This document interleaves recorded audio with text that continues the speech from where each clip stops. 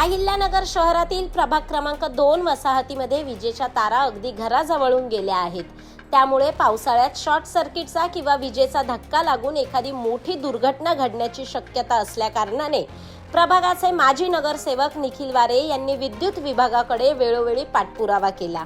तरी देखील विद्युत विभागाने नगरसेवकांच्या मागणीकडे लक्ष न दिल्याने आज डोकेनगर भागामध्ये वीज वाहक तार तुटून जमिनीवर कोसळल्याने एका गायीचा त्यामध्ये मृत्यू झाला आहे। गायीच्या मालकाला विद्युत विभागाने भरपाई द्यावी अशी मागणी माजी नगरसेवक निखिल वारे यांनी केली आहे।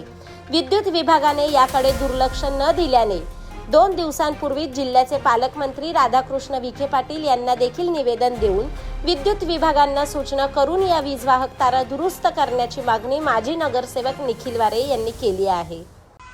सावेडी उपनगरातील अनेक भागांमध्ये एमएससीबीच्या तारा या अतिशय धोकादायक पद्धतीने घराच्या जवळून गेलेल्या आहेत। अनेक ठिकाणी तारा उघड्या आहेत, काही ठिकाणी तुटलेल्या आहेत। आम्ही गेल्या अनेक दिवसांपासून महावितरणच्या अधिकाऱ्यांकडे पाठपुरावा करतोय, परंतु त्यांनी कुठल्याही प्रकारचे सहकार्य केलं नाही। आज डोकेनगर परिसरामध्ये तारा तुटल्याने शॉक बसून एका गायीचा दुर्दैवी अंत झालेला आहे। याला 100% एमएससीबीचे लापरवाहीचा जो कारभार आहे तो कारणीभूत आहे। माझी या ठिकाणी मागणी आहे की तात्काळ जे तारा नादुरुस्त आहेत ते दुरुस्त कराव्या।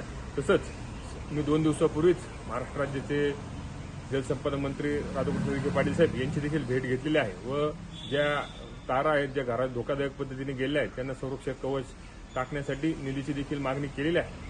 मी आज आमच्या प्रभाग क्रमांक 2 मधील सर्व नागरिकांच्या वतीनं महावितरणच्या अधिकाऱ्यांना अशी मागणी करतो की त्या गायीच्या निधनाने जो नुकसान त्या गायीच्या मालकात झालंय त्यांना मोबदला द्यावा। तसेच ज्या ठिकाणी तारा नादुरुस्त आहेत त्या तात्काळ दुरुस्त कराव्या, त्याच्यामुळे पुढचे अपघात त्या ठिकाणी टाळता येतील।